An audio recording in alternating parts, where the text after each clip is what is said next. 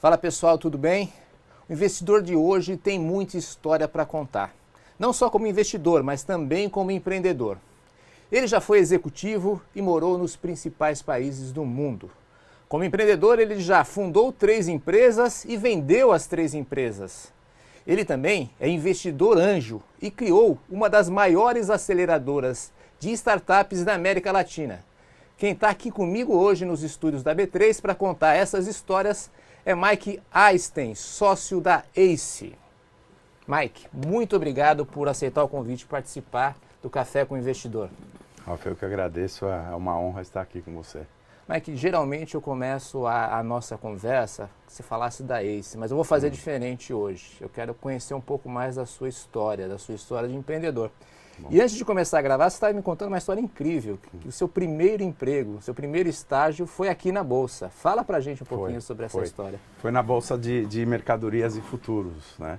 Então, quando eu cheguei aqui embaixo, hoje no prédio, eu estava dando risada, porque eu lembro, a gente está falando de muitos anos atrás, eu estudava ainda na faculdade, eu estudei na GV, depois a gente vai falar um pouco disso, eu arrumei um estágio e eu era na realidade, eu era o assistente que anotava os pedidos de compra e venda de mercadorias futuras. Então, a gente está falando de ouro, café, Sim. etc. e tal. E o corretor ficava fazendo, né, a compra e venda naquele pregão gigante, né, era uma cópia de Chicago, e eu anotava os pedidos e no fim do dia a gente passava para um pessoal que colocava isso. Eu acho que eles furavam um cartão e colocavam no computador, né? Pô. Tinha muito pedido errado. A gente anotava coisa errada, que a gente não acompanhava, que o cara gritava. Eu estava ficando surdo desse ouvido. Tá? Várias histórias. Aí o cara morreu, me colocaram no lugar dele. Foi toda uma história assim, foi louca. Uma experiência foi então. sensacional, foi sensacional. E aí eu fiquei bem assim, emocionado que aqui embaixo eu estava entrando no prédio, eu falei, uau, eu conheço aqui, era na Líbero Badaró, depois veio para cá, foi bacana. E mudou bastante, porque hoje nem mais o pregão se tem. Não tem mais. Tudo automatizado. Eu perguntei se tinha pregão lá embaixo, falaram que tinha, mas acho que é automatizado, não tem ninguém lá dentro. Deve ter alguma coisa que lembre um pregão. E depois disso você teve uma carreira de executivo. Tive. Então, eu trabalhei na Rodia, que hoje é a Sanofi Aventis, na empresa farmacêutica francesa, multinacional. Eu fiquei poucos anos aqui no Brasil. Aí eles me mandaram para a França, eu fiquei lá na matriz 6 anos. Depois me mandaram para a China. Eu morei na China um par de anos na virada do século, na realidade, no início final dos anos 80 para os anos 90. E ainda todo mundo estava de uniforme Mao Zedong. Sim. Você não conseguia reconhecer um homem de uma mulher, todo mundo de cabelo curtinho. E o pessoal trabalhava com a gente assim. Só que eu vi a virada, eu vi quando falaram, né, um país, 2 sistemas.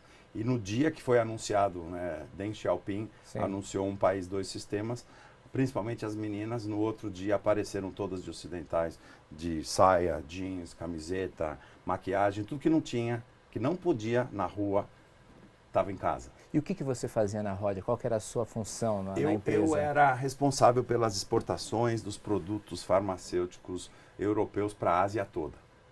Então eu controlava toda a Ásia, que a Ásia para eles começava no Paquistão e descia até a Austrália, Japão. Então eu conheço muito bem todos esses países, eu rodei esses países todos muitas vezes. E depois minha promoção foi ser o diretor-geral da operação toda na China naquela época. Tá? Deve ter sido uma experiência, então, extremamente fechado. Totalmente fechado, e você é cego, surdo, mudo. Você não consegue ler, você não entende nada e você não fala nada. E como você se virava lá? Tinha intérprete e eu comecei a aprender chinês.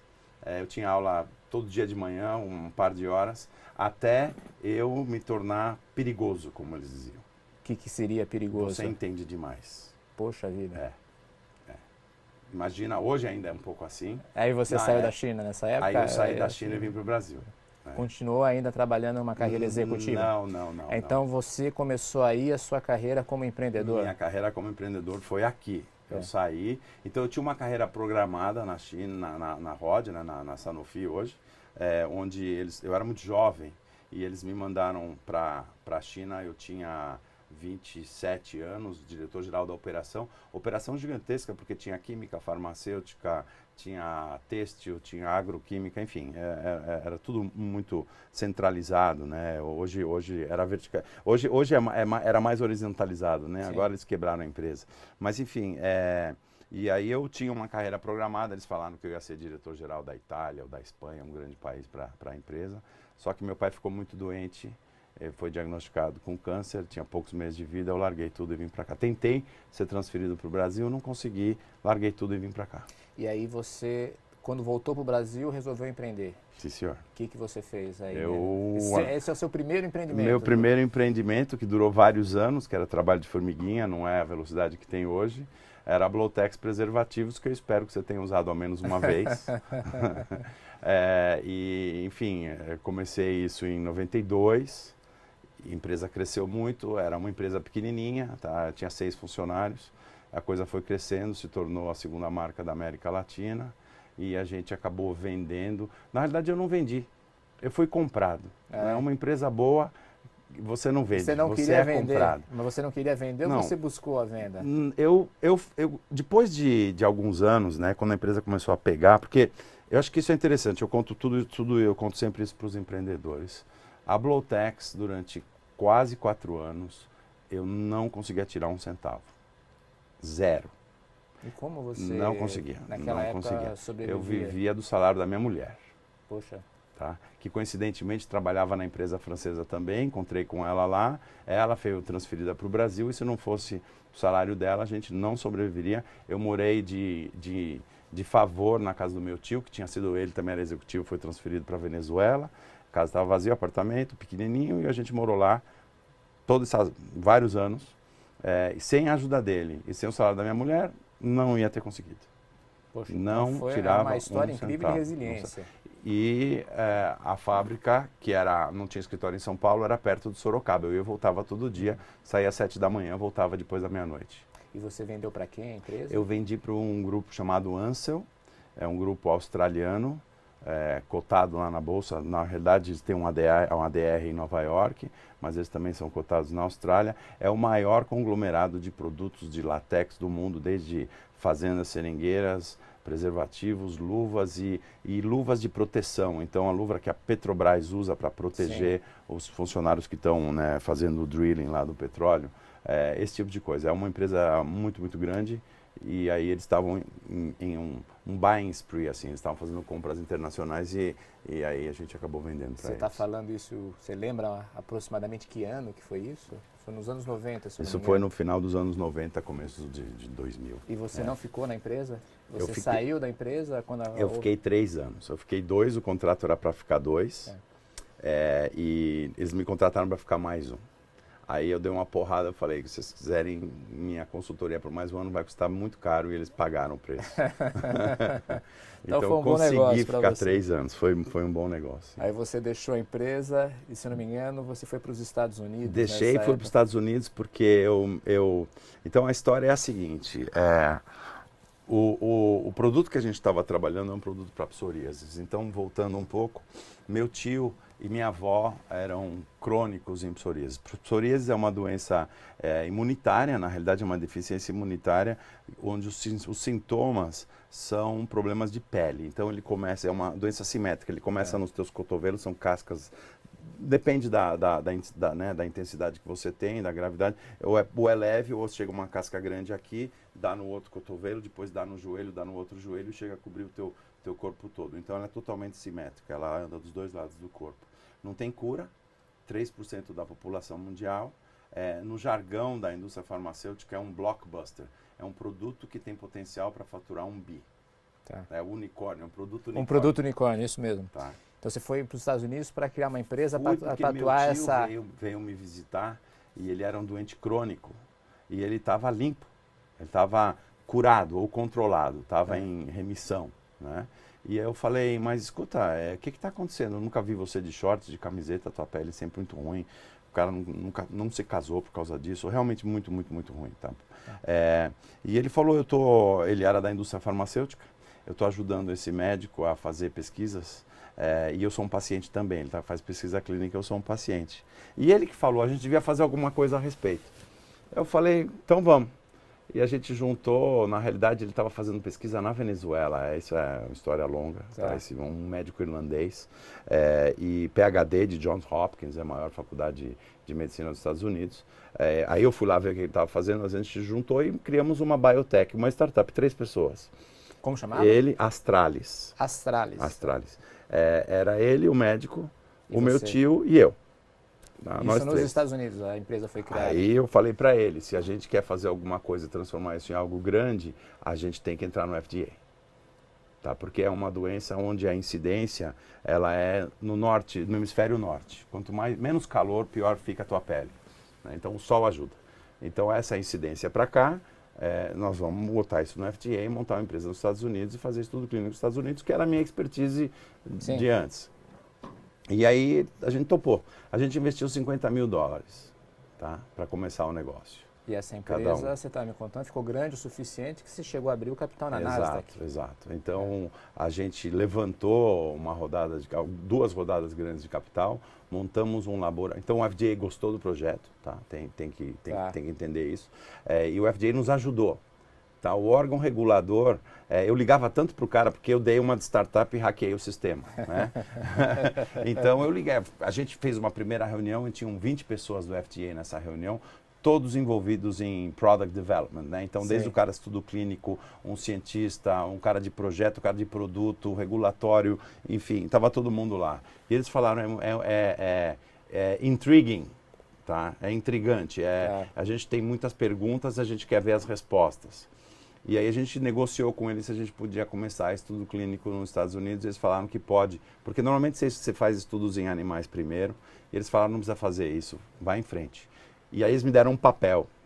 Se você fizer esses 19 itens aqui, você começa a fazer os estudos nos Estados Unidos. Com esse papel eu levantei uma bolada de dinheiro, vários milhões. Nossa. Montamos um papel. Tá? Tinha um PowerPoint e um papel. Quanto que você lembra? Quanto você levantou? Levantamos $50 milhões, assim. Algum de instalar fundo dedo. Conhecido? Não, sim e não. Tinha um fundo espanhol que entrou. Tinha um pessoal dos Estados Unidos que entrou. Tinha o Banco Pictet, que é um banco suíço, tá? Na realidade o mais antigo private banking da Suíça. Tá? Eles entraram. Então tinha institucionais e tinha também não institucionais, tinha um outro pessoal. A gente montou um laboratório farmacêutico com pressão positiva, tipo astronauta. Tá?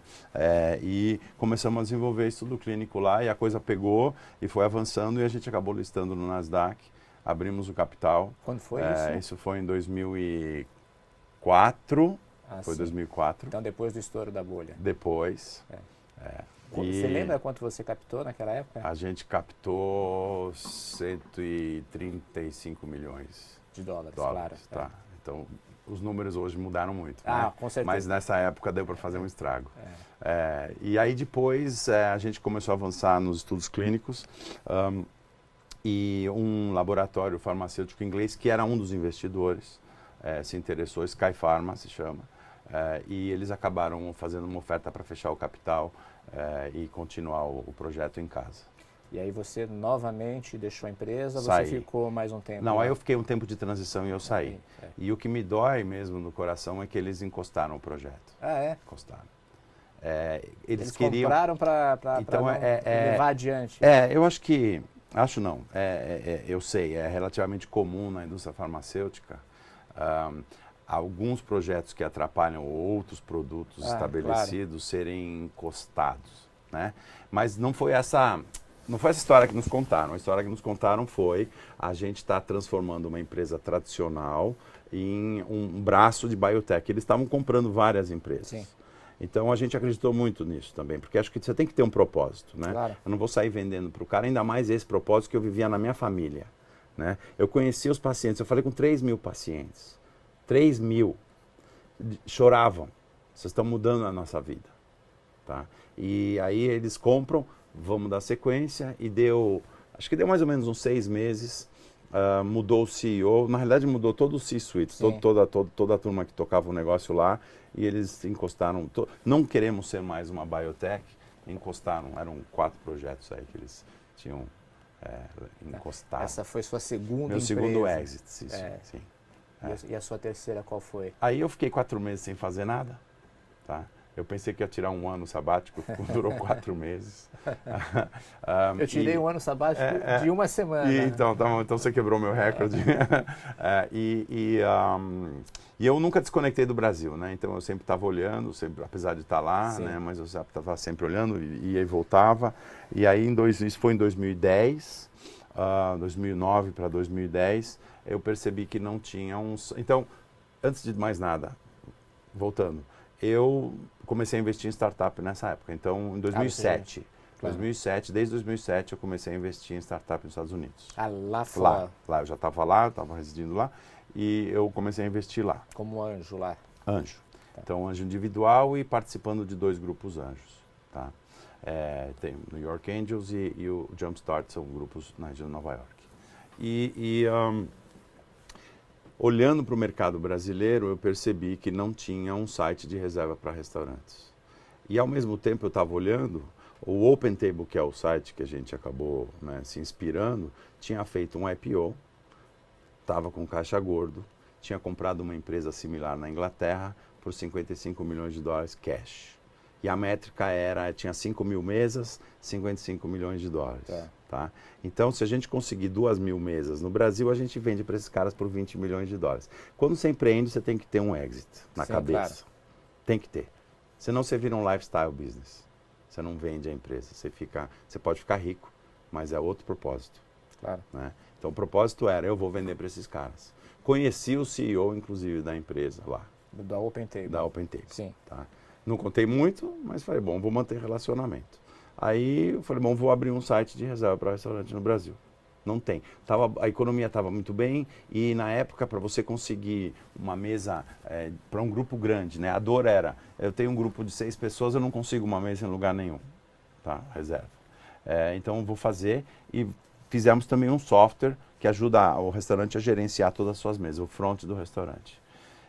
Então desenhei o projeto, chamei um amigo, né, que foi um dos founders sócios, que se juntou e falou, na hora falou, eu quero.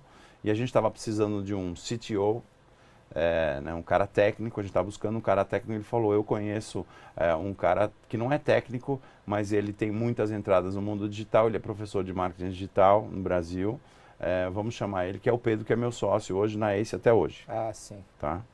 Então a gente se juntou e foi meio amor à primeira vista, assim, comendo uma pizza, vamos fazer negócio, vamos montar um negócio, vamos.